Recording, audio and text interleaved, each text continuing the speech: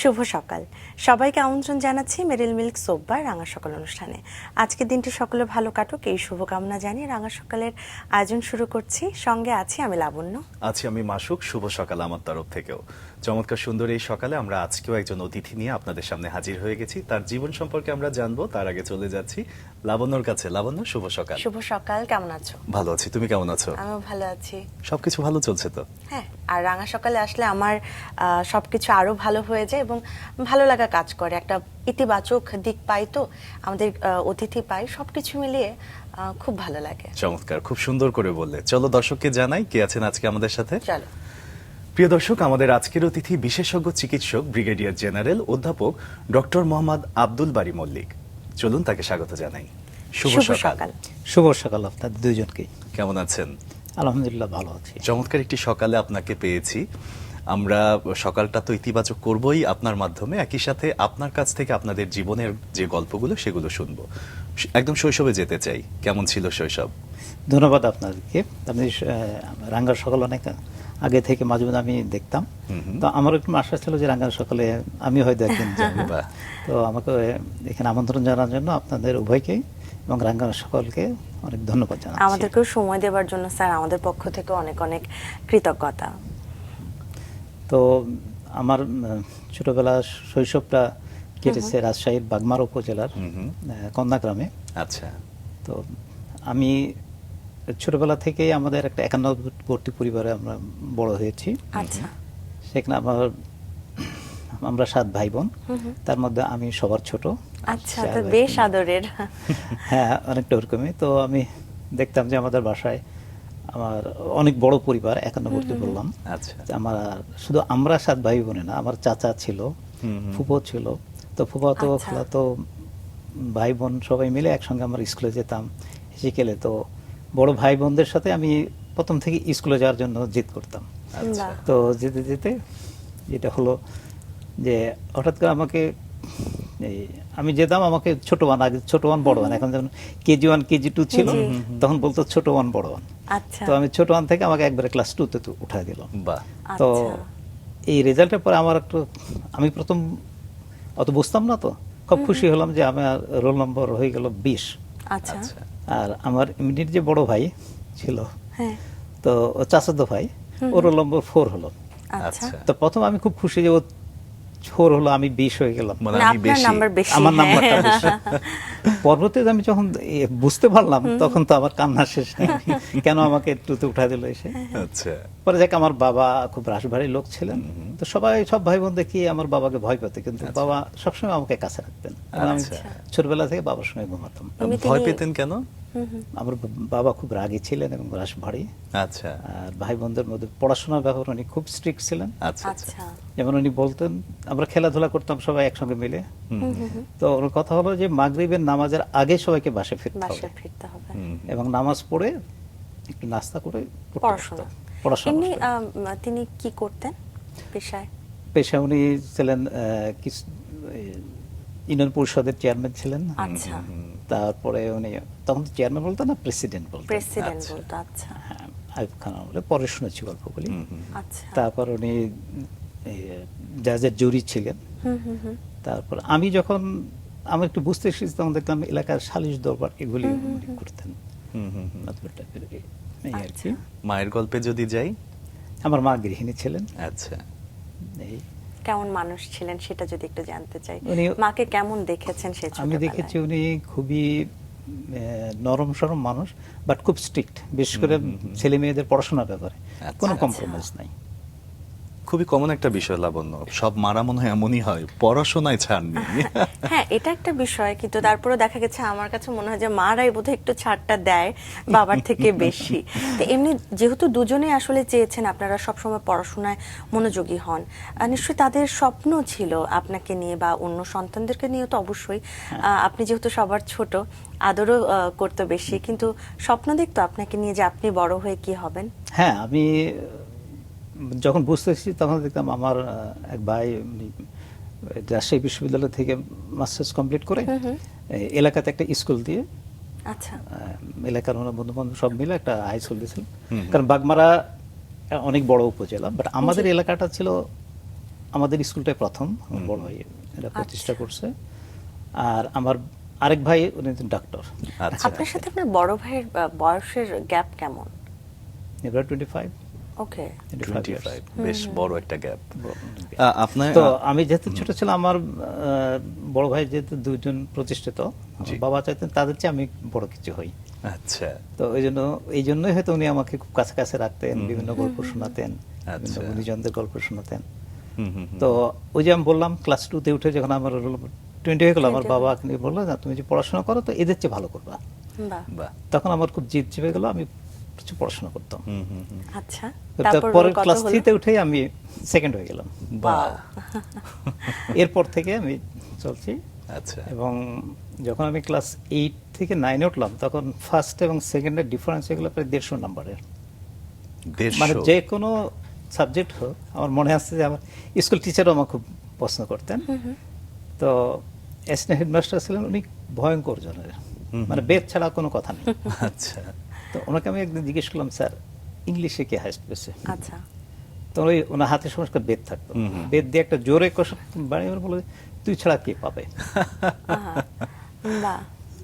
মানে এক প্রকার আপনার উপর সেই অগাধ বিশ্বাসটা ছিল এবং ভালোবাসা নিয়েই আসলে উনি এটা করেছিলেন আমার মনে হয়।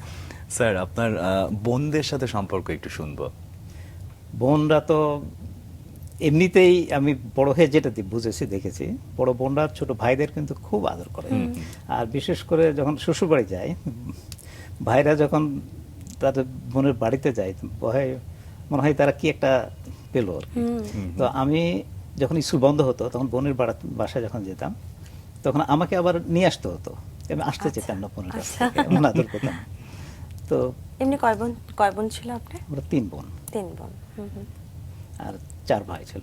আচ্ছা। এবং ভাবিরাও খুব আদর করতো। থাকে না সখ্যতা কারোর সাথে খুব বেশি, যে এই বোন আমাকে বেশি আদর করে বা এই হ্যাঁ, বোনের সবচেয়ে সাথে বড় বোন। সবচেয়ে বড় বোন। আচ্ছা। আচ্ছা শৈশবে আমরা যতদূর জেনেছি আপনি একদম দুরন্ত ছিলেন, মাঠে ঘোরা, পুকুরে গোসল করা, নদীতে দাপানো সবকিছু আসলে আপনি করতেন। মানে সেই সময় একটা রঙিন শৈশব আমরা হ্যাঁ, যেটা বুঝি। definitely। তো আমি প্রচুর এরকম খেলাধুলা করতাম, তারপরে আমি ব্যাডমিন্টন খেলতাম, ফুটবল খেলতাম, মানে যা পাই ওটা নিয়ে খেলা শুরু করে আচ্ছা। দিতাম। তো আমি যখন আমার বোনের বাসায় যেতাম এবং আমার খালার বাসায় যেতাম, তো আমি যেখানে যেতাম সেখানে সেই পাড়ার ছেলেদের সাথে আমি মিশে যেতাম, খেলাধুলা করতাম। তো ওই সময়টাও এমন- বোধহয় স্যার খুব সুন্দর ছিল, যে সবাই সবাইকে না চিনলেও খুব অল্প সময়ে চেনা হ্যাঁ। জানা পরিবারের মতো একটা সম্পর্ক তৈরি হয়ে ঠিক তাই। যেত। আমার বাড়ি থেকে আমার বোনের বাড়ির দূরত্ব ছিল 5 কিলোমিটার। তো আমরা যেতে একটা ব্রিজ পড়তো নদীর উপরে, তো আচ্ছা। ব্রিজের উপর থেকে দেখতাম যে ছেলেরা নিচে লাফ জাম্প করছে বর্ষার সময়। কি সুন্দর। তো ওটা দেখে আমার একটা ইচ্ছা হলো যে আমি এটা করব। আচ্ছা। তারপর আমার বোনের বাসা থেকে ওটা 1 কিলোমিটার দূরে। তখন আমি হাঁটতে হাঁটতে আসতাম, এসে ওই গ্রামের ছেলেদের সাথে আমি মিশে গেলাম, বাহ। বাহ। যে আমি ওখান থেকে ব্রিজের পাখা থেকে নিচে জাম্প। জাম্প করবেন। হ্যাঁ, jump। করেছিলেন? হ্যাঁ, করেছিলাম। বাহ, বাহ। এবং আমি বাহ। ভালো সাঁতার কাটতাম। বাহ, দারুণ দারুণ। চমৎকার। শৈশবের সেই দিনগুলোর কথা মনে পড়লে আসলে একটু অন্যরকম হয়ে যেতে হয়। বর্তমানে আপনি একজন সফল মানুষ, আপনার সম্পর্কে কিছু তথ্য আছে আমাদের কাছে, দর্শককে জানাই। প্লিজ। প্রিয় দর্শক, ব্রিগেডিয়ার জেনারেল অধ্যাপক ডক্টর মোহাম্মদ আব্দুল বারী মল্লিক একজন অভিজ্ঞ ডেন্টাল সার্জন ও অর্থোডন্টিক্স বিশেষজ্ঞ। তিনি ঢাকা ডেন্টাল কলেজ থেকে বিডিএস ডিগ্রি অর্জনের পর ডেন্টিস্ট্রিতে 33 বছরেরও বেশি সময় ধরে কাজ করে আসছেন। তিনি বাংলাদেশ সশস্ত্র বাহিনীর অধীনে ডিরেক্টরেট জেনারেল অব মেডিকেল সার্ভিসেসে কনসালটেন্ট ডেন্টাল সার্জন জেনারেল হিসেবে দায়িত্ব পালন করেছেন। বঙ্গবন্ধু শেখ মুজিব মেডিকেল বিশ্ববিদ্যালয় থেকে ওরাল এবং ম্যাক্সিলোফেশিয়াল সার্জারিতে প্রশিক্ষণ এবং armed forces institute of medical science থেকে গ্রেডিং কোর্স সম্পন্ন করেন। Bangladesh college of physicians and surgeons থেকে অর্থোডন্টিক্স এবং ডেন্টোফেসিয়াল অর্থোপেডিক্সে FCPS ডিগ্রি অর্জন করেন তিনি। All India institute of medical সায়েন্সের ফেলো এবং নয়াদিল্লি থেকে লেজার ডেন্টিস্ট্রি ও ডেন্টাল ইমপ্ল্যান্টে পোস্ট গ্রাজুয়েট প্রশিক্ষণ নেন। তিনি বাংলাদেশ সেনাবাহিনীর বিভিন্ন কম্বাইন্ড মিলিটারি হাসপাতালে কর্মরত ছিলেন, পাশাপাশি কুয়েত আর্মড ফোর্সেস হাসপাতাল ও জাতিসংঘের অধীনে লাইবেরিয়ায় ইউনাইটেড নেশনস হাসপাতালে দায়িত্ব পালন করেন। অর্থোডন্টিক্স ও ডেন্টোফেশিয়াল বিকৃত চিকিৎসায় তার দীর্ঘমেয়াদী কাজের অভিজ্ঞতা রয়েছে। বর্তমানে তিনি স্কয়ার হাসপাতালে কনসালটেন্ট ও ডেন্টাল সার্জারি এবং অর্থোডন্টিক্স হিসেবে যুক্ত আছেন। তাকে আমরা জানছিলাম। আরো বিস্তারিত জানতে চাই, ফিরে যাচ্ছি তার কাছে। আমরা শৈশব নিয়ে অনেক কিছু শুনছিলাম, এই যে শৈশবের এত রঙিন সময়, রঙিন সময়ের মধ্যে যেটা হয় যে আপনি বলছিলেন যে মা বাবা দুজনই পড়াশোনায় খুব চাইতেন যে আপনারা মনোযোগ দিয়ে করেন, কিন্তু মানুষ দেখা যাচ্ছে যে যারা একটু দুরন্ত হয় তারা খেলতেই চায় বেশি, পড়াশোনা একটু কম মনোযোগ দেয়। এরকমটা কখনো হয়েছে বা সেটার জন্য কোনো শাসন সইতে হয়েছে? হ্যাঁ, এরকম হয়েছে যে ওই যে বললাম যে মাগরিবের নামাজের আগে ঘরে ফিরতে হবে এবং পড়াশোনা শুরু করতে হবে। আচ্ছা। আমার বাবা সবসময় একটা কথা বলতেন যে আপনি মাগরিবের সময় যদি তোমরা শুরু করো আগে, আর্লি তোমরা শেষ করতে পারবা। আচ্ছা। আর এখানে যদি 1 ঘন্টা সময় নষ্ট করো তাহলে তো পড়াশোনা পিছিয়ে গেলাম। আর আমার ইয়ে ছিল যে আমার বাবা কিন্তু যত ব্যস্ত থাকুক মাগরিবের পরে এসে উনি আমাদের খোঁজ সাথে খবর বসে নিতেন। থাকতেন, আচ্ছা। যে যাতে আমার ইমিডিয়েট বড় ভাই ওর পড়াশোনার মানে প্রতি অত মনোযোগী না, আচ্ছা। বাট রেজাল্ট মোটামুটি ভালো করতেন। আচ্ছা। তো ওনাকে নিয়ে বেশি হুম হুম তো আমরা একসঙ্গে পড়তে বসতাম। হুম। উনি আমার জাস্ট পিঠাপিঠি ভাই। আচ্ছা। আচ্ছা। আচ্ছা, পরবর্তীতে উনি ব্যবসা লাইনে গেছেন, আচ্ছা। বিজনেস করছেন। ওকে। এই আর কি। স্কুল জীবন সম্পর্কে আমরা যতটা জেনেছি তার মধ্যে আমরা পেয়েছি যে আপনি বিতর্ক, বক্তৃতা এসব করতে ভীষণ পছন্দ করতেন। হ্যাঁ, আমাদের ওই সময় আমাদের স্কুলটা নতুন ছিল, বিতর্ক অর্গানাইজ হতো না। তো আমাদের হেডমাস্টার যিনি ছিলেন আসাদুল্লাহ সাহেব, উনি মারা গেছেন, আসাদুল্লাহ স্যার। তো উনি আমাদের এরকম এই আমরা এখন যে বিতর্ক দেখি এরকম বিতর্ক না। আচ্ছা। তো উনি একটা উপস্থিত বক্তৃতার একটা আয়োজন করতেন, একটা বিষয়বস্তুকে কেন্দ্র করে সেটা নিয়ে বলা। আচ্ছা। তো এটাতে আমি নিয়মিত অংশগ্রহণ করতাম। আর আমাদের ওখানে ছিল যে বাই ভার্চু মানে যারা ক্লাসে ফার্স্ট হয় সেই টিম ক্যাপ্টেন থাকবে। আচ্ছা। হ্যাঁ। সেই সময় টিম ক্যাপ্টেন ছিলাম, এই জন্য আমাকে কিছু দায়িত্ব পালন করতে হতো। আচ্ছা। তো মজার ব্যাপার হলো যে আমরা যখন ক্লাস 10-এ উঠি তখন ওই সময় একটা জাতীয় ইলেকশন হলো 1979 সালে। আচ্ছা। তো আমাদের স্কুলে একটা জনসভা হবে। আমাদের হেডমাস্টার বললো যে স্কুলের স্টুডেন্ট থেকে একজন বক্তৃতা করবে। বাহ। বাহ। তা এমনি তো আমি ক্লাসে তো বক্তৃতা করেছি, হুম হুম। তখন বাই ফোর্স আমাকে একটা স্ক্রিপ্ট ধরে দেওয়া হলো। আমি দেখেছি কি কি পয়েন্ট বলবো। আমি যখন মাইকের সামনে উঠলাম আমি তাকে দেখি জনসভা, তো বিশাল একটা জনসভা, স্কুল মাঠ ভর্তি, সবাই আমার দিকে তাকিয়ে আছে। তখন আমি প্রথমে একটু নার্ভাস হয়ে গেলাম। পিছন থেকে ওই যে সেই হেডমাস্টার হাতে বেত ছিল, আমার মনে আছে বোধহয় তখনও তার হাতে বেত ছিল। আচ্ছা। স্যারের নাম মনে আছে? আপনার হেডমাস্টারের নাম মনে হ্যাঁ, আছে? সর্দার আসাদুল্লাহ। আচ্ছা। উনি এখন মারা গেছেন, আল্লাহ ওনাকে বেহেশতে নসিব করুন। অবশ্যই। তারপর? উনি বলছে জাস্ট তোমাকে কেউ দেখছে না, তুমি সবাইকে দেখছো, তোমাদেরকে কেউ তাকায় নাই। হুম হুম হুম। জাস্ট উনি ফিস করে বললেন, তারপর আমি শুরু করলাম। আচ্ছা। বাহ। তারপর বক্তৃতা দেবার পরে কেমন অনুভূতি হলো? আমার অসাধারণ লেগেছে এবং আমি মনে মনে তখন আবার ধারণা করেছিলাম ওই যে হয় না ছোটবেলায় বিভিন্ন জন বিভিন্ন হতে চায়, তখন আমি মনে করলাম যে আমি হয়তো পলিটিশিয়ান হয়ে যাবো। আচ্ছা।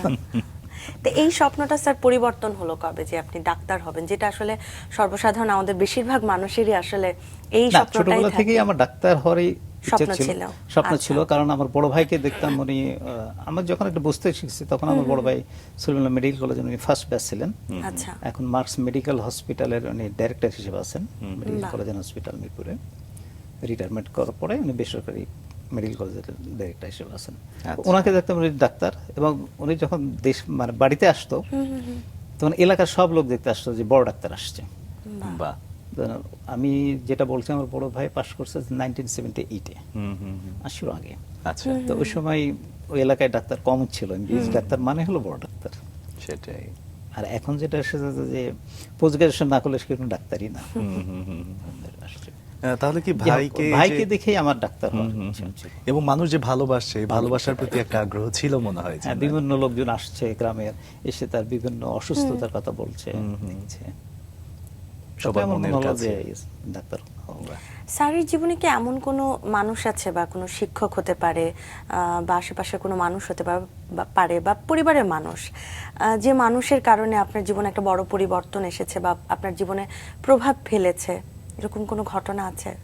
হ্যাঁ, আমার সবচেয়ে বড় ভাই, উনি যে এলাকায় যে ওই সময় উনি মাস্টার্স পাশ করে এলাকায় শিক্ষকতা শুরু করলেন। আচ্ছা। ওনার ইচ্ছা ছিল যে আমাদের এলাকাটা অনুন্নত ছিল, এই এলাকাতে উন্নত করবেন। তো মজার ব্যাপার হলো যে বাগমারা পাইলট হাই স্কুল আছে, বাগমারা গভর্নমেন্ট হাই স্কুল আছে, তার মধ্যে আমাদের স্কুলটা কিন্তু এখন অনেক বছর ধরে, প্রায় 10 বছর বেশি হলো, এই গোটা বাগমারার মধ্যে 1 নম্বর বাহ। ছাত্র সংখ্যার দিকে, পাশের হারের দিকে এবং জিপি 5 পাওয়ার দিকে। বাহ। এসএসসি তে তখন ফলাফল- আমার ইচ্ছা ছিল যে হ্যাঁ আমিও ডাক্তার তো হবই, হুম, হুম। পরবর্তীতে আমি গ্রামে কিছু করবো, বাহ। আমার ইচ্ছা ছিল। আচ্ছা। স্যার কলেজ জীবনটা নিয়েও আমরা আস্তে আস্তে একটু শুনতে চাই। কলেজ জীবন কোথায় কেটেছে, কেমন কেটেছে? আচ্ছা, তো আমাদের এলাকায় রাজশাহী গভর্নমেন্ট কলেজ, খুব নামকরা গভর্নমেন্ট কলেজ, আমার ইচ্ছা ছিল যে গভর্নমেন্ট কলেজে ভর্তি হবো, কারণ আচ্ছা। দেখি আমাদের এলাকার যারা ভালো কিছু করেছে সবাই রাজশাহী গভর্নমেন্ট কলেজের স্টুডেন্ট। হুম, হুম। শেষে আমি রাজশাহী গভর্নমেন্ট কলেজে ভর্তি হলাম। তো 2 মাস ক্লাস করার পরে আমার পুরো ফ্যামিলিটা ঢাকায় শিফট করলো। আচ্ছা। তারপর আমি টিসি নিয়ে ঢাকায় আসলাম। আমাকে বলা হলো, আমি আসতে চাইনি, আমাকে বলা হলো ঢাকা কলেজে ভর্তি করে দিবে। আচ্ছা। পরে এসে না ঢাকা কলেজে আর মানে ভর্তি তো শেষ, হুম, হুম। কারণ 2 মাস অলরেডি ক্লাস হয়ে গেছে। পরে আমি ঢাকা তিতুমির গভর্নমেন্ট কলেজ থেকে ভর্তি হলাম। আচ্ছা, ওখান থেকে এই যে আপনি গ্রাম থেকে ঢাকায় চলে আসলেন, বন্ধুদেরকে ছেড়ে আসা, একটা মনে কষ্ট তো লেগেছিল অবশ্যই। definitely, সেটা definitely. এখানে এসে রিকভারি করলেন কিভাবে? না, এখানে এসে আমি কলেজে পড়াশোনা শুরু করলাম। তো কলেজে নতুন পরিবেশ, নতুন বন্ধু আমার শুরু হলো। হুম, হুম। তারপর আমি মাঝে মধ্যে গ্রামে যেতাম, যে ওই সেই স্কুল ফ্রেন্ড, তারপরে এলাকার লোকজন, সবার সঙ্গে আমি আবার বন্ধু একসঙ্গে হতাম, আড্ডা আচ্ছা। দিতাম। এই করতে করতে আমাদের বন্ধু বান্ধব সব শহরে চলে আসলে, কেউ রাজশাহী শহরে, কেউ ঢাকাতে। ওই সময়টাও University- এরকম আসলে এক একজন এক এক জায়গায় জায়গায় চলে যায়। যাওয়া। তো এতদিন পর এখন এসে মনে হয় যে ওই দিনগুলা হুম, যদি আবার ফিরে পেতাম। সত্যি স্যার। আমি যদি গ্রামে খুব কম যাওয়া হয়, হুম, হুম। তো যখন যাই তখন আমি ওই এলাকাগুলো খুঁজে বেড়াই, যেখানে যেখানে আমি খেলাধুলা করেছি, যেখানে গিয়েছি। বাট অনেক চেঞ্জ হয়ে গেছে গ্রাম। একদম একদম। একদম। স্যার, গ্রাম থেকে চলে আসলেন শহরে, তিতুমিরে ভর্তি হলেন, কিন্তু গ্রামে একটা স্বপ্ন ছিল যে আপনি ডক্টর হবেন, ডেন্টিস্ট হবেন বা দাঁতের ডাক্তার হবেন। এটার আসলে সিদ্ধান্ত কিভাবে আসলো? সিদ্ধান্তটা এভাবে আসলো, ইন্টারমিডিয়েট পরীক্ষা দেওয়ার পরে আচ্ছা। আমরা তো বিভিন্ন জায়গায় ভর্তি পরীক্ষা শুরু ভর্তি হয়। পরীক্ষা যুদ্ধ শুরু হয়। আমাদের সময় তো একই রকম ছিল। জি। তো আমি তখন তো আলাদা আলাদা পরীক্ষা হতো। আমি বিআইটি চট্টগ্রামে দিলাম, 3টা বিআইটিতে দিলাম, আর মেডিকেল কলেজে পরীক্ষা দিলাম। তো আমার মেডিকেল কলেজে ওয়েটিং লিস্ট আমার রংপুরে। আচ্ছা। তো ওই যে বললাম ভাই বোন সবার আদরের, হুম, হুম। তো ঢাকার বাইরে যাব না। পর আমি ঢাকা ভার্সিটিতে পরীক্ষা দিয়ে আমি ফার্মেসিতে চান্স পেলাম। আচ্ছা। সবাইগুলো ফার্মেসি খুব ভালো, এবং ফার্মেসিতে ভর্তিও হলো। আচ্ছা। এর মধ্যে আবার ঢাকা ডেন্টাল কলেজে পরীক্ষা দিলাম। তো ঢাকা ডেন্টাল কলেজে চান্স পেলাম। তো আমাদের গ্রামের একজন এএমসি অফিসার ছিল, উনি আর্মি মেডিকেল করেছিলেন। আচ্ছা। উনি ওনার সাথে দেখা ডেন্টাল পড়বো কিনা, বলছে আরে তুমি তো ডেন্টাল পড়বা, ডেন্টাল পড়ে এই যে আর্মিতে যারা ডেন্টাল আছে তাড়াতাড়ি ইউএন মিশন আছে, তোমাদের প্রমোশন তাড়াতাড়ি হয়, ডেন্টিস্টে কম্পিটিশন কম। আর এরকম বলা, তো আমি তো ওনার ইয়েতেই আমি ভর্তি হলাম। ওনার হলো মেজর আজিজ, রিটায়ার করেছেন। তো আমি ডেন্টাল কলেজে মানে সেই ভর্তি হলাম। সময়টাই- তখন আমার বড় ভাই ছিলেন ইরানে, হুম, হুম। ডক্টর কেন হিসেবে- ছিলেন উনি ইরানে? আচ্ছা। ডক্টর হিসেবে ইরান তখন আচ্ছা, আচ্ছা। 82-তে ইরানে অনেকগুলো ডক্টর নাই বাংলাদেশ থেকে, আচ্ছা। তখন ইরানে ছিলেন। তখন তো টেলিফোন ছিল না, তখন উনি আমি যে ভর্তি পরীক্ষা দিচ্ছি সেই, তখন উনি একদিন ফোন করলে ওর কি অবস্থা। তখন আমার ভাবি এখানে ছিলেন, বড় ভাবি। তো আমি বললেন যে ও তো ফার্মেসিতে ভর্তি হয়ে গেছে, আবার ডেন্টাল কলেজে পড়তে যাচ্ছে, কি করবে। হুম। তখন বলে তুমি ডেন্টালে ভর্তি হও। হুম, হুম। আচ্ছা। তো ওই ভাইয়ের সিদ্ধান্ত পেলাম, তখন আর কোনো কনফিউশন আসলো না, আমি ডেন্টাল কলেজে ভর্তি হলাম। আচ্ছা। বাহ। তারপর ভর্তি হবার পরে ভর্তি হওয়ার পরে এই তো জার্নি শুরু হলো। জার্নি অনেকটা। শুরু হলো। তারপরে এখানে তো আমি ফার্স্ট প্রপে পাস করলাম, রেগুলার আমি কখনো সাপ্লি পাই নাই, রেগুলার পাস আচ্ছা। করলাম। তারপর আমার ইচ্ছা হলো যে আমি তখন বাসায় থাকতাম, হুম। তো হোস্টেলে থাকবো। আচ্ছা। ফার্স্ট আচ্ছা। আমার হোস্টেলে বাসা থেকে কি দূরে ছিল? আমার বাসা ছিল রামপুরা, আচ্ছা। তো দূরে না, বাট আমি হোস্টেল থাকবো বললাম। তখন রাজি হলো পরিবার? পরিবার প্রথমে রাজি হয় না, তবে ঠিক আছে পরীক্ষার আগে যাস। আচ্ছা। তো হোস্টেলে যেও বন্ধু বান্ধবের সাথে মিশা, খেলাধুলা সব ইয়ে হলো। তারপর দেখতাম যে আমাদের ইমিডিয়েট একজন, উনি প্রফেসর গাজী ভাই, উনি হলো ওর প্রচুর মানে ওনার সাথে সবসময় একটা ক্যামেরা থাকতো, আচ্ছা। এবং সবসময় খেলা। ওনাকে পড়াশোনা আমি কখনো দেখি নাই, আচ্ছা। বাট পরীক্ষায় ফার্স্ট হয়। আচ্ছা। প্রফেট ঢাকা ইউনিভার্সিটি করতে সে ডেন্টালের ফার্স্ট হয়। ওনাকে দেখলাম যে কি তখন উনি বলতেন যে পড়াশোনা শুরু হয়তো আমার 9টার থেকে, হুম হুম এবং যতক্ষণ ঘুম না হবে ততক্ষণ পড়বে, এবং প্রতিদিনের পড়া প্রতিদিন করে ফেলে। আর সারা দিন কলেজে এতে ডিএসএলআর ক্যামেরা দেওয়া, ছবি তুলবে, ঘুরবে, আনন্দ ফুর্তি করবে। তার ওই ক্যারেক্টারটা আমার খুব ভালো লাগলো। আচ্ছা। তারপর ওনাকে ফলো করা শুরু করলাম। হুম। ইনশাল্লাহ তারপরে প্রপে আমি প্লেসে চলে আসলাম। আচ্ছা, এখানে কৌশলটা কি ছিল? ওনাকে ফলো করে আপনি কি পেলেন, যে কি করলে আসলে রেজাল্ট ভালো করা যায়, কিভাবে আসলে অধ্যাবসায় সারাক্ষণ বই করলে? নিয়ে বসে থাকার কোনো দরকার নাই। হুম হুম তো ডেলি যদি পড়া যায়, ক্লাসে আমাকে কি পড়াচ্ছে ওটা এসে আমি ওটা যখন বেশিক্ষণ লাগে না, কিন্তু ওই দিন যে পড়াশোনা করলে এবং পরবর্তীতে কি পড়াবে আচ্ছা, এইটা সম্বন্ধে একটু ধারণা নিয়ে গেলে এটা হয়ে যায়। মানে নিয়মানুবর্তিতার বিষয়টা আর আপনি পরীক্ষার বলছেন। 3 মাস আগে আমরা কয়েক ফ্রেন্ড মিলে একসঙ্গে আমরা গ্রুপ ছিল যে আমরা একটা পড়াশোনা করব। আর মেডিকেল কলেজে তো পড়াশোনা ভাই এটা জরুরি, এবং একজন আরেকজন কোশ্চেন করতাম, আচ্ছা। সে কোশ্চেন করতো।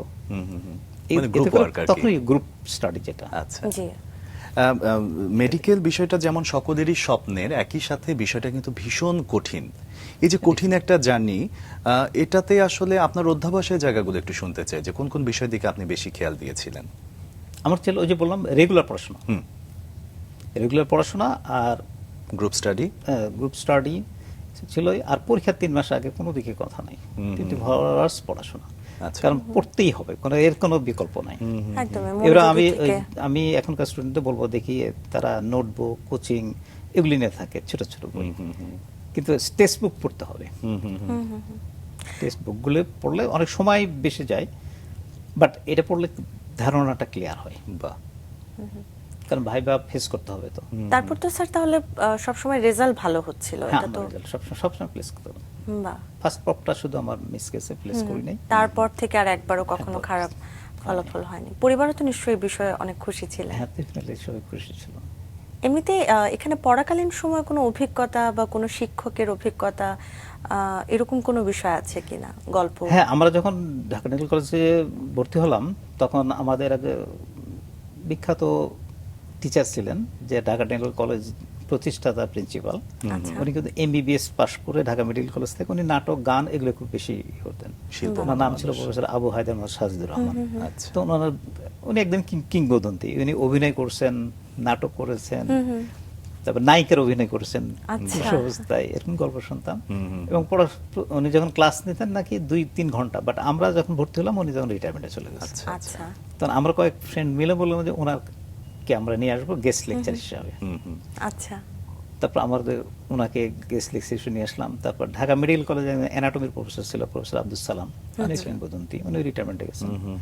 তো ওনারও রিকোয়েস্ট করে আমাদের কলেজ অথরিটিকে আমরা রাজি করে অফ টাইমে ওনাদের ক্লাস নিতাম। আচ্ছা। আচ্ছা। তো ওনাদের যে বক্তৃতা, ক্লাসের অর্ধেক ছিল মোটিভেশনাল স্পিচ।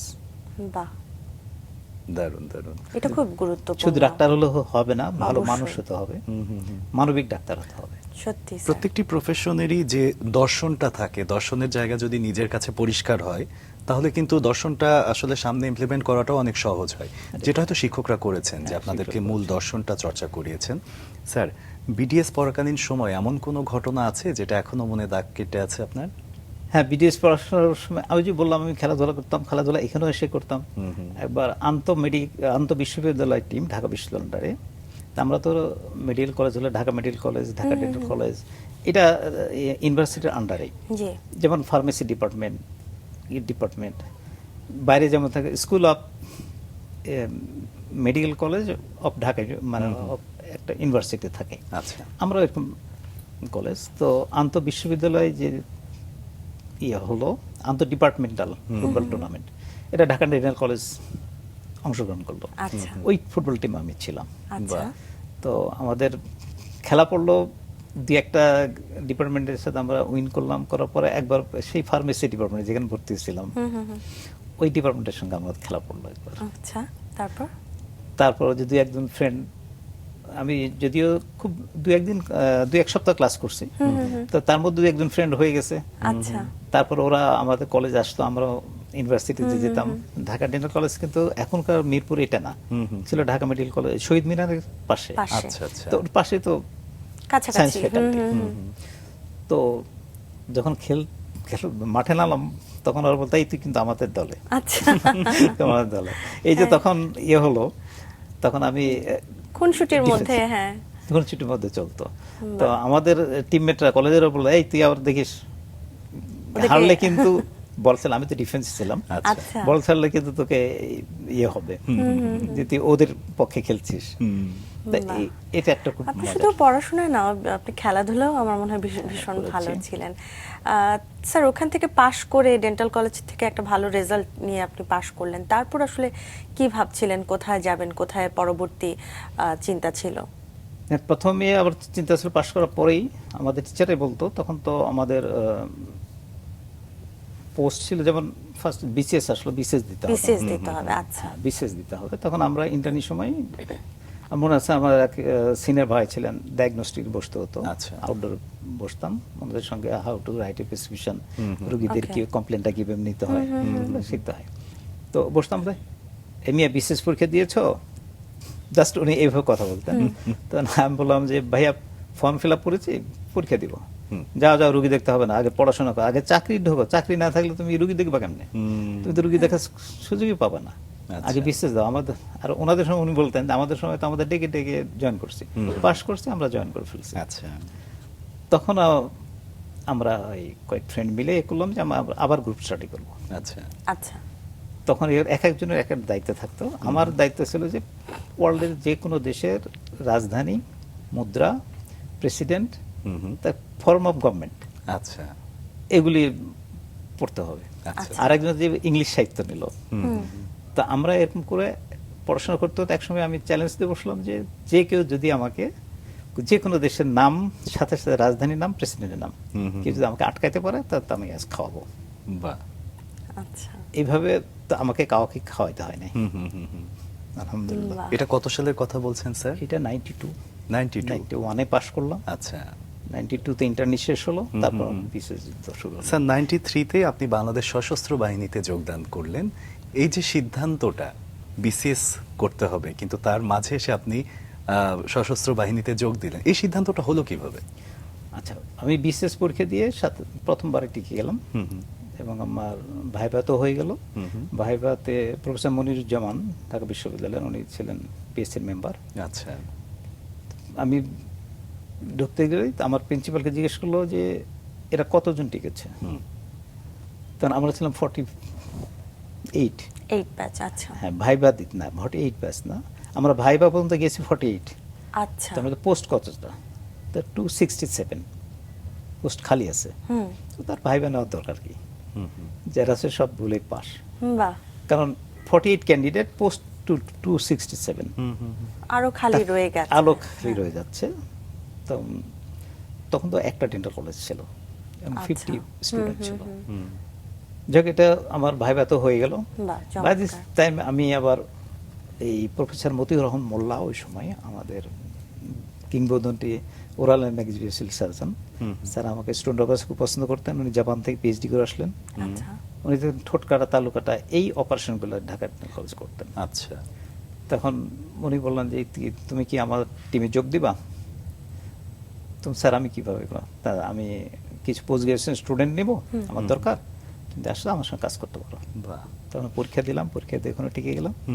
তো ওনার সাথে ওর যে ওরাল অ্যান্ড ম্যাক্সিভিয়াল ফেশিয়াল সার্জারিতে আমি পোস্ট গ্রাজুয়েশন ট্রেনিং শুরু করলাম। আচ্ছা এর মাঝখানে হঠাৎ করে আমার এক ফ্রেন্ড বললো এই আর্মিতে ডক্টর নেবে, যাওয়া নাকি?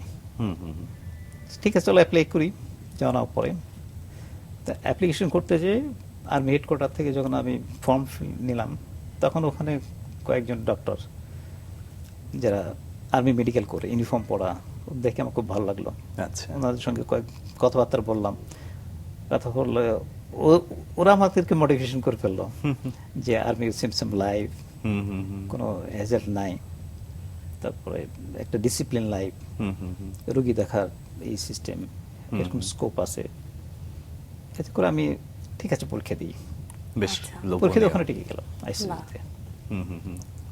তারপর শুরু হলো ফ্যামিলির, আমার তো বললাম আমার ভাই বোন অনেক, অর্ধেক বলে কেন আর্মিতে যাবি, একটা কনফাইন্ড লাইফ, আর কি বলে না আর্মি খুব ভালো ডিসিপ্লিন লাইফ।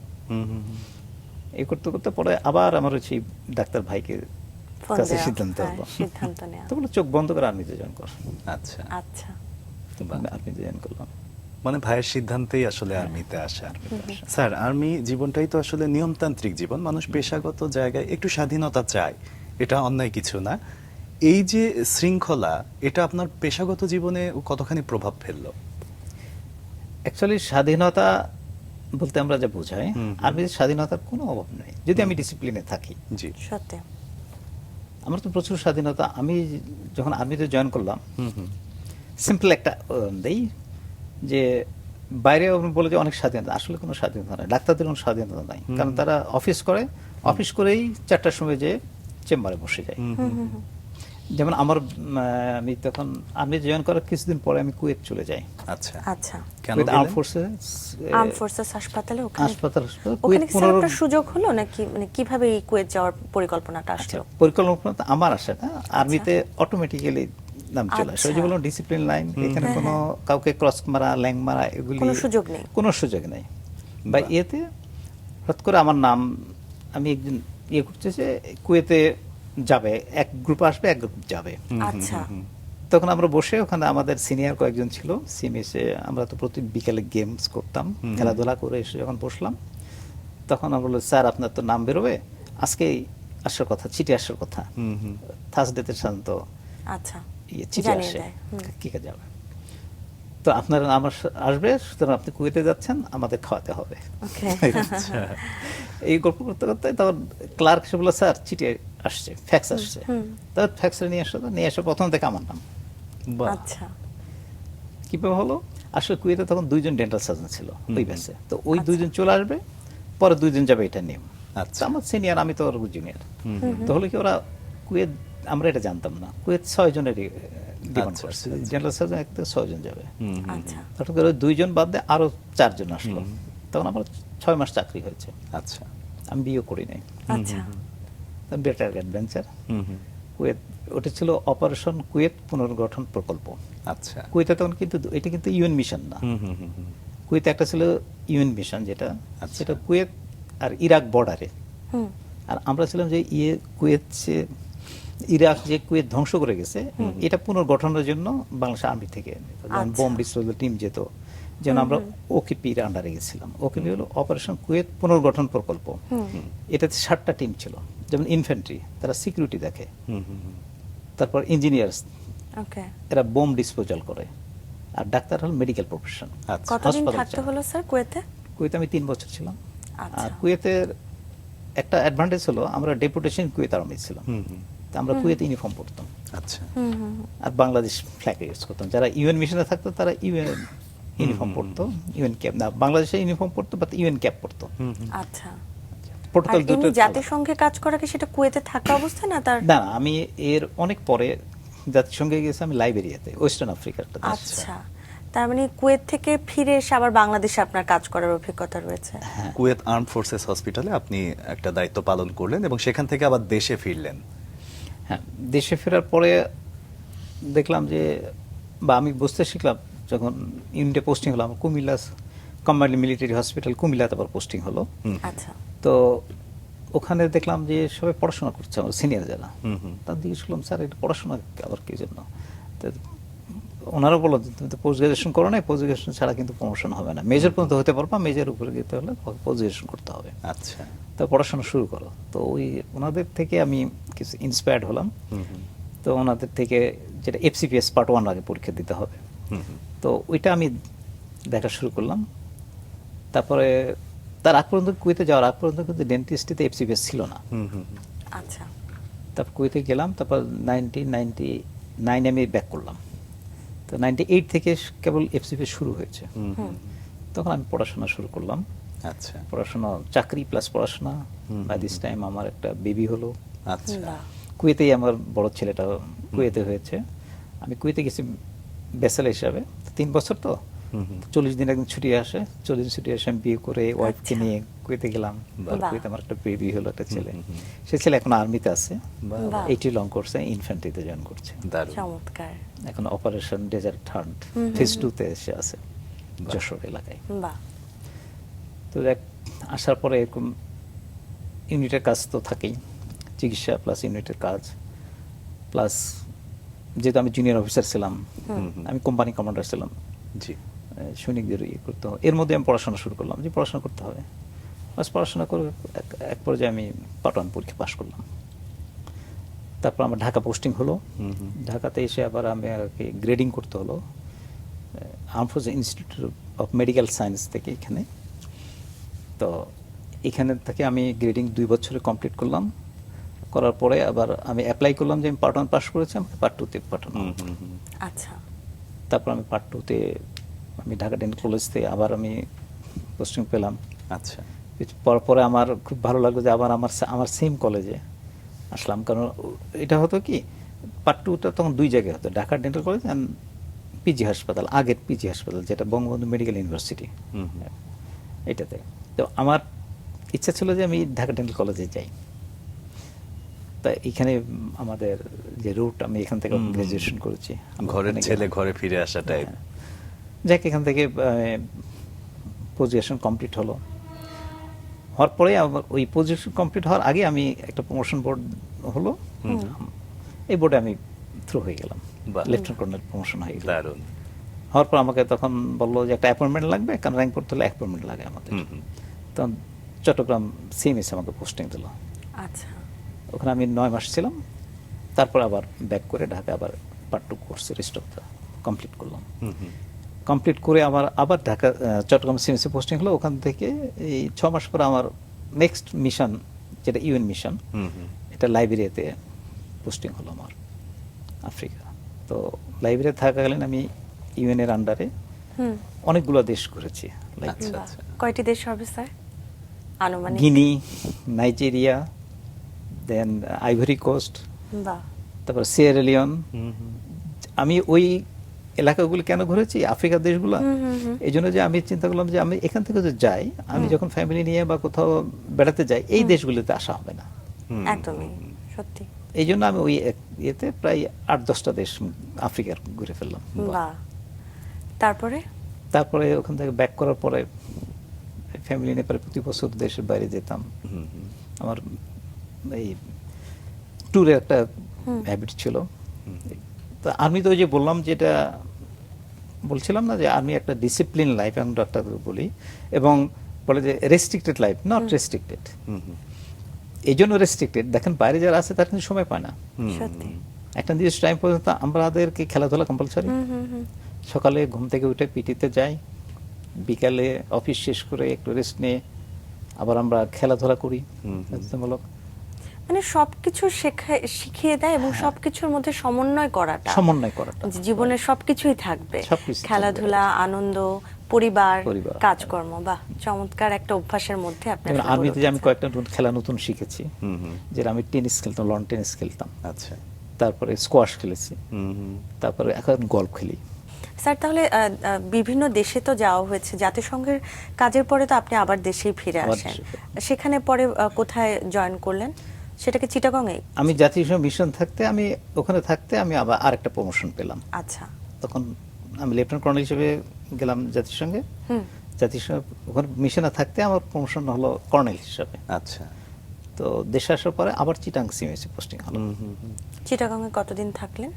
চিটাংয়ে এই সময় থাকলাম 2 বছর। আচ্ছা। 2 বছর পরে ওখান থেকে আমি স্কলারশিপ নিয়ে আবার all India institute of medical science দিল্লিতে কোন সাল হবে ফেলোশিপ স্যার করতে এটা? গেলাম। এটা 17 থেকে 18, আচ্ছা। 1 বছরের স্কলারশিপ। আচ্ছা। আচ্ছা। তো ওখানে থাকতে আমি আরো ডেন্টাল লেজার, এটা কিন্তু স্কলারশিপের ভিতরে ছিল না, বাট আমি ওখানে যেহেতু 1 বছর ছিলাম রেসিডেন্স, আমি এই কোর্সগুলি নিজ উদ্যোগে করেছি ওখানে। আচ্ছা। এখানে স্যার কি ধরনের কোর্সগুলো করা হলো? কোর্সগুলো সম্পর্কে যদি আমরা একটু আচ্ছা, সাধারণ কোর্সগুলো জ্ঞানে সম্পর্কে বলি। বুঝি আর আমি কি। তো বাংলাদেশে কলেজ অফ ফিজিশিয়ান্স থেকে এফসিবিসি যেটা কমপ্লিট করেছি পোস্ট গ্রাজুয়েশন, এটা হলো অর্থোডন্টিক্স এন্ড ডেন্টোফেশিয়াল অর্থোপেডিক্স। আচ্ছা। আর দিল্লিতে এটা গেলাম আমি ক্লেফট অর্থোডন্টিক্স এর উপরে, সেটা হলো অ্যান্ড ডেন্টোফেশিয়াল ডিফর্মিটিস। আপনি যেটা বাংলায় বলেছেন বিকৃত, ডিফর্মিটিসকেও সম্ভবত আপনার বিকৃত বলেছেন, চেহারা বিকৃতি। জি। সেটা হলো যে দেখবেন যে জন্মগতভাবে যারা তালু কাটা, ঠোঁট কাটা বেশ থাকে, তো প্লাস্টিক সার্জন করে কি ঠোঁটটা রিপেয়ার করে দেয়, জি। আচ্ছা। তালুটা রিপেয়ার করে দেয়। Repair এখন করে। ম্যাক্সিলোফেশিয়াল সার্জনটা করে এবং প্লাস্টিক সার্জনটা করে, আচ্ছা। করার পরে ছেড়ে দেয়। তারপর হঠাৎ যেমন পোড়া বার্ন হলে যেমন স্ক্র্যাচ হয়ে যায়, তখন এইটা বিকৃত হয়ে যায়, গ্রোথ আর হয় না ছোট বেবিকে। তখন আমাদের যে কাজটা ছিল বা করি আমরা, সেটা হলো আমরা একটা ডিস্ট্রাকটিভ অস্টিওজেনেসিসের মাধ্যমে এটাকে আবার ভেঙে আবার রিমডেলিং করে দিই, স্বাভাবিক আচ্ছা। ফেসটাক নিয়ে আসি। আচ্ছা বাহ। এটা একটা আছে মানে ফেশিয়াল ডিফর্মিটিকে কারেকশন করার, এটার উপর আমি ফেলোশিপ করলাম ইন্ডিয়াতে আচ্ছা আচ্ছা, সেটা কতদিনের ফেলোশিপ স্যার? 1 বছর। 1 বছর। 1 বছর ছিল। আচ্ছা, তারপরে আবার দেশে ফিরে আবার আসলেন। দেশে ফিরলাম। দেশে ফিরে আমি যশোর সিএমএসে পোস্টিং হলো। এখানে 8 মাস যশোর সিএমএস পোস্টিং এসেছি। 4 মাসের পরে আমার আর একটা প্রমোশন বোর্ডে আমি ব্রিগেডিয়ার জেনারেল পদোন্নতি পেলাম। বাহ, পদোন্নতি পেয়ে ওখান থেকে আমি আবার চিটাং গেলাম। জীবনে মজার অনেক- ব্যাপার হলো চিটাং সিএমএসে আমার 4টা র্যাঙ্ক, প্রতিবার যে আমি ওখানে র্যাঙ্ক পড়তে হয়েছে। ওখান থেকে যখন বেড়ে যাই তখন আবার একটা র্যাঙ্ক পড়ি। তখন জিওসি আমাকে মজা করে বলতো, এই তুমি তাড়াতাড়ি এখান থেকে পোস্টিং যাও তো, তাহলে তুমি আরেকটা র্যাঙ্ক লাগবে। আচ্ছা স্যার, এসএএপিডি এর প্রতিষ্ঠাতা আজীবন সদস্য হিসেবে হওয়ার যে গল্পটা, সেটা একটু শুনি, কেমন ছিল? সাপ্ট, জি South Asian association of paediatric dentistry. জি, জি। আমি যখন দিল্লিতে থাকি, all India institute of medical সায়েন্সে ছিলাম, তখন আমি ডেন্টিস্ট্রিতে তো ছিলামই, আমি সব ডিপার্টমেন্টের প্রফেসরদের সঙ্গে আমার ভালো ইন্টিমেসি ছিল। আচ্ছা তো বিভিন্ন সেমিনার সিম্পোজিয়ামে অংশগ্রহণ করতাম। সেই হিসাবে শুধু এইমসে না, দিল্লির আরো বড় বড় যে হসপিটাল আছে সেই ডক্টরদের সাথে আমার ভালো একটা লেজ ছিল। আচ্ছা তো ওখান থেকে ইন্ডিয়ান ডক্টররা চিন্তা করলো যে আমরা সাউথ মানে বাচ্চাদের ডেন্টিস্ট্রি, মানে পেডিয়াট্রিক ডেন্টিস্ট্রি বলতে বাচ্চাদের দন্ত বিশেষজ্ঞ একটা আচ্ছা। সাবজেক্ট আছে ডেন্টিস্ট্রি। আচ্ছা আচ্ছা তো এইটার কোনো অ্যাসোসিয়েশন নাই, যে বাংলাদেশে তখন ছিলই না। তো ইন্ডিয়াতে ছিল, তো এই সাউথ এশিয়ার মধ্যে একটা করবে করে আমাকে বললো যে আপনি আমাদের সাথে কো-অর্গানাইজার, ভাইস প্রেসিডেন্ট হিসেবে থাকেন। তার আমি বললাম যে আমি তো আর্মিতে চাকরি করি, আমি কোনো সিভিল অর্গানাইজেশন করতে হলে আমার ডিজিপি ক্লিয়ারেন্স লিমিটেড লাগবে। তো ঠিক আছে, আমি কপ অ্যাডভাইজার হিসেবে থাকতে পারি, আর বাংলাদেশ থেকে আমি যারা এই সাবজেক্টে বিশেষজ্ঞ তাদেরকে নিয়ে আমাদের করব। তো এইটা অর্গানাইজেশন পুরোটাই অর্গানাইজ করছে আমি, এবং আমি কোনো পদে না থেকে আমি অর্গানাইজ করেছি। আর দিল্লিতে একজন ছিলেন all Indian medical professor Gyanendra Kumar. আচ্ছা আচ্ছা, তো এই প্রফেসর জ্ঞানেন্দ্র, তারপর বিজয় মাথুর এবং আমি, এই 3 জন মিলে এটা করলাম। আর বাংলাদেশ থেকে প্রফেসর উম্মে সালমা আব্দুল্লাহ, আচ্ছা মানে আমাদের অনেক সিনিয়র, আমাদের টিচার ছিলেন, ওনাকে বললাম। উনি খুব সংস্কৃতি মানা, ভালো উনি স্কলারশিপ নিয়ে থেকে লন্ডন থেকে উনি এই পেডিয়াট্রিক ডেন্টিস্ট্রি ডিগ্রি করেছেন। আচ্ছা আচ্ছা বাহ, তো উনিও খুব হাইলি অ্যাকসেপ্টেড।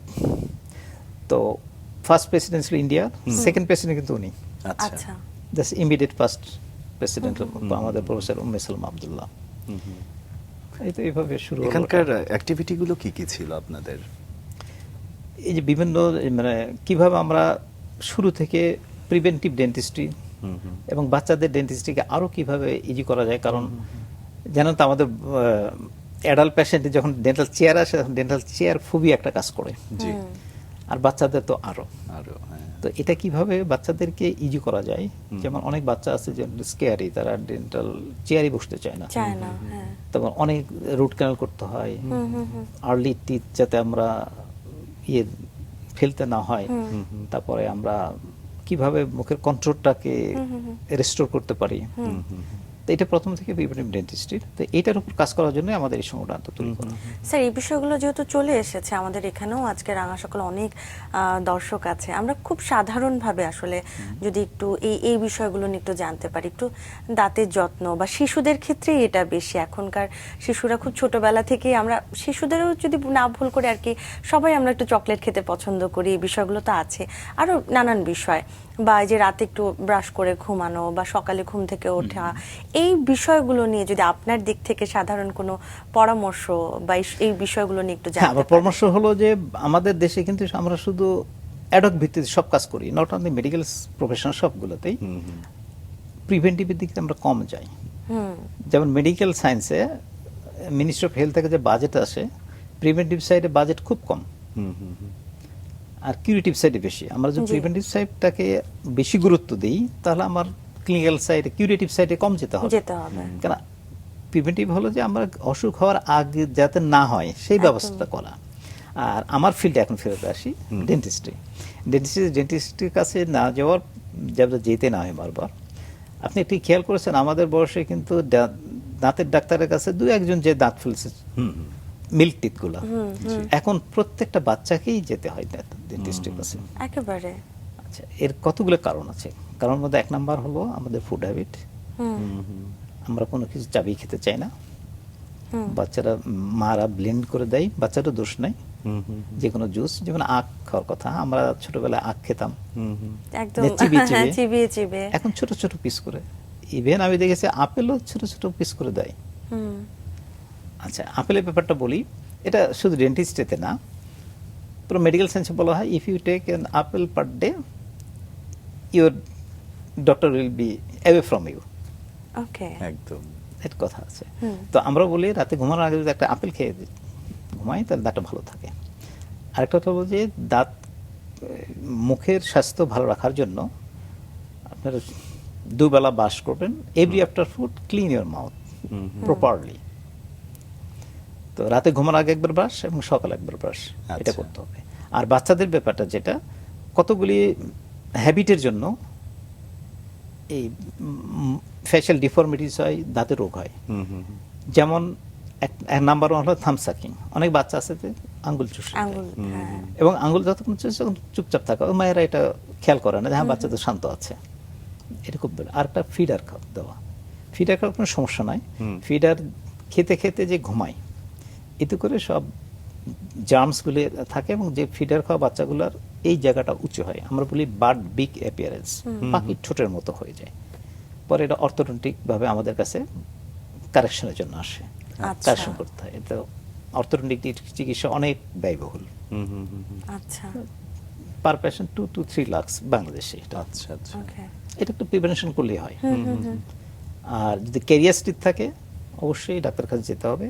তো বাচ্চার ক্যারিয়াস যাতে না হয়, তো এটার জন্য ছোটবেলা থেকেই যখন দাঁতটা উঠবে তখন বাচ্চার কাছে চাইল্ড ব্রাশ অনেকগুলো আছে, বেবি ব্রাশ, এগুলো দিলে মারা যদি মা বা বাবা যখন ব্রাশ করে হাতে দিয়ে দিলে সে যদি শুধু নিজে থেকেই আসলে এই অভ্যাসটা করবে, বাবা মাকে যা করতে দেখে বাচ্চারা সেটা করে। এটা স্যার, এমনি দাঁতের ক্ষেত্রে চকলেটের বিষয়টা খুব বেশি চলে আসে, এটাকে আসলে খুব বেশি ক্ষতিকর? আমি বলি চকলেট তো বাচ্চারাই খাবে, তাই মারা আসলে সারাক্ষণ চকলেট খায়, এই জন্য ডক্টর সাহেব দেখেন দাঁতগুলো কি নষ্ট হয়ে গেছে। আমি সবসময় শুনেছি চকলেটেরই দোষ দেওয়া হয়। আমি বললাম যে বাচ্চাই তো চকলেট খাবে না, তাই কি আমি আপনি খাবো? আচ্ছা, তবে চকলেট খাওয়ার পরে দাঁতটা পরিষ্কার করতে হবে। আচ্ছা, এই জন্য আমি বলি যে কোনো খাবার খাওয়া যাবে, but after food clean your mouth. আচ্ছা, এটা বাচ্চাদের ক্ষেত্রে মারা বাবারা দেখবে, মুখ পরিষ্কার রাখলেই হলো, খাবার তো খেতেই হবে। একদমই। ছোট করে যদি একটু বড়দের দাঁতের যে পরিচর্যাটা সেটা শুনে যাই। ইংল্যান্ডের যে প্রোটোকল, ওরাল হাইজিনের যে প্রোটোকল, বলে every 6 months visit your dentist. আমরা বলি once a year visit your dentist. That is any problem create হচ্ছে বা হচ্ছে না, কারণ দাঁতের ব্যাপারটা কিন্তু যদি আমরা যেটা বলি ক্যারিস বা ক্যাভিটি, এটা ব্যথা না হওয়া পর্যন্ত আমরা কেউ ডাক্তার কাছে যাই না। কিন্তু যখন ব্যথা হয় তখন রুট ক্যানাল করতে হয়, ক্যাপ করতে হয়, অনেক ব্যয়বহুল এবং সমস্যা চিকিৎসা। এই জন্য প্রথমে ক্যারিজ হয়, জাস্ট ফিলিং করে দিলে কিউর হয়ে গেল। আর তাতে যেটা প্লাগ যাতে না জমে। স্যার, অনেক অনেক ধন্যবাদ। আসলে এই অল্প সময় যতটুকু পরামর্শ নেওয়া গেছে, কিন্তু 2024 সালে আপনি সামরিক বাহিনী থেকে একটা অবসর গ্রহণ করে ফেলেন। এই সিদ্ধান্ত আসলে কেন নেওয়া হলো? না, এই সিদ্ধান্ত আমার ঠিক না, আমার এটা বাই এই যে আসলে চলে আসলো। আর তারপরেই আপনার স্কয়ার হসপিটালে সঙ্গে যুক্ত হওয়া, সেই গল্পে থেকে ফিরতে চাই স্যার, স্কয়ারের সাথে। আচ্ছা, আমি যখন মিনিস্ট্রি অফ ডিফেন্স মিনিস্ট্রি আন্ডারে ডাক্তার জেনারেল মেডিকেল সায়েন্স, এর আগে পুরো লাইফটাই আমার তো কমপ্যাক্ট মিলিটারি হসপিটালে চাকরি করেছি চিকিৎসা সম্পর্কিত। লাস্ট পোস্টিংটা আমার হলো কনসালটেন্ট ডেন্টাল সার্জন জেনারেল হিসেবে। এটা কিন্তু সেম এসে কোনো পোস্টিং না, এটা হলো পলিসি মেকার পোস্টিং। আচ্ছা, তো এটা আর্মি, নেভি, এয়ারফোর্স সব হসপিটালের পলিসি মেকিং এখান থেকে হয়। Director general medical services, DG office বলা হয় যেটা। তো এখানে পোস্টিং যখন আসলাম, আসার পরে বিকালে তো ডাক্তারদের প্র্যাকটিসের অনুমতি আছে আর্মিতেই, 10 বছর চাকরি হয়ে গেলে অনেকের ধারণা যে আর্মিতে গেলে প্র্যাকটিস করা যায় না। No, আচ্ছা নির্দিষ্ট ক্রাইটেরিয়া মিলে আপনি এতে প্র্যাকটিস করবেন এবং জায়গাটা সেরকম স্ট্যান্ডার্ড হতে হবে, ক্লিনলিনেস আছে কিনা, স্টেরিলাইজ মেনটেন হয় কিনা, মানে একটা প্রোটোকল আছে যেটা আর্মিতে একটা বোর্ড আছে, তারা যে দেখবে যে হসপিটালটার মান কিরকম হলে তারা অনুমোদন দিবে। আচ্ছা তা আমি আসলে আমার রিটায়ারমেন্টও প্রায় সময় হয়ে গেছে, বছরখানেক চাকরি আসতাম, চিন্তা করলাম যে একটু ভালো কোথাও আমার করা যায় কিনা। তো আমি স্কোয়ারে সিবি দিলাম, যোগাযোগ করলাম। তো স্কোয়ার আমাকে ডেকে বললো যে আপনি তো চাকরিতে, আমরা ফুল টাইম চাই, আমার আচ্ছা 6 মাস পর আমি এলপিআরে যাব। তো সেই হিসাবে ওরা বলতে ঠিক আছে, আমার প্রোফাইলটা দেখে ও বলে যে আপনি আসতে পারেন, এক শর্তে যে রিটায়ারমেন্টের পর আপনি ফুল টাইম আমাদের স্কোয়ারে দেবেন। আচ্ছা আচ্ছা তো সেই হিসেবে আমি কিন্তু চাকরিতে থাকা অবস্থায় স্কোয়ারে জয়েন করেছি। আফটার রিটায়ারমেন্ট আমি কন্টিনিউ করছি, কারণ স্কোয়ার আমার দেখে, স্কোয়ার এবং এভার কেয়ার দুটো আমি দেখেছি, তো স্কোয়ারটা আমাকে বেশি ভালো লেগেছে আমার। স্যার কোন কোন বিষয়গুলো সে সময় ভালো লেগেছিল এখন যদি জানতে চাই? স্কোয়ারে আসলে আমাদের মিলিটারি স্কোয়ারের যে নিয়মগুলো আমাদের আর্মি নিয়মের মতো অনেকটা মিলে যায়, একদম একদমই নিয়ম কানুন যেটা, আচ্ছা। তারপর ওদের ক্লিনলিনেস সবসময়। আমি বিদেশে হসপিটালে, আমি কুইতে বললাম আর্ম ফোর্স হসপিটালে ছিলাম, ওখানে দেখেছি যে মব নিয়ে সবসময় দাঁড়ানো থাকে, কোথাও একটা ময়লা পড়লো সাথে সাথে নিয়ে, সাথে সাথে ক্লিনিক। কিন্তু তাকে দেখা যায় না, সে হয়তো আড়ালে থাকবে, কোথাও কর্নারে থাকবে বা পিলারের পাশে থাকবে, বাট কোনো ময়লা কোথাও পরে নিয়ে নেবে। স্কোয়ারে আমি এই জিনিসটা দেখেছি, এইটা আমাকে খুব বেশি করছে, ক্লিনলিনেসটা। আপনি পুরো স্কোয়ার হসপিটালের এভরিথিং, আপনি যদি আমার ওয়াশরুমে যান আর পেশেন্টের ওয়াশরুমে যান, সেম একই রকম। একই রকম, ড্রাই থাকবে, কোনো ভিজা থাকবে না। এবং চিকিৎসার দিক থেকেও যদি জানতে চাই? আচ্ছা, চিকিৎসার দিক থেকে ক্লিনলিনেস একটা গেল, এবং এটা এই জন্য বললাম যে হসপিটাল যে ক্রস ইনফেকশনটা হয়, সত্যি হসপিটালে যে মানুষ ইনফেক্টেড হয়ে যায় আমাদের maximum hospital, because of the cleanliness. আর চিকিৎসার ব্যাপারটা, এটা হলো একটা কর্পোরেট হসপিটাল ডেফিনেটলি, বাট অন্যান্য কর্পোরেট হসপিটাল থেকে ব্যয়টা কিছুটা কম, চিকিৎসার মান অনেক ভালো। বাহ এবং এখানে যে মেডিকেল অ্যাডমিনিস্ট্রেটর আছে, সব সময় তারা রাউন্ডে থাকে কতগুলি ডক্টর, যে কোথায় কোনো ফ্ললেস আছে কিনা, কোথায় কোনো গ্যাপ আছে কিনা, ওই গ্যাপটা কিভাবে পূরণ করা যায় এভরিডে। ম্যানেজমেন্টটা আমার খুব ভালো লেগেছে।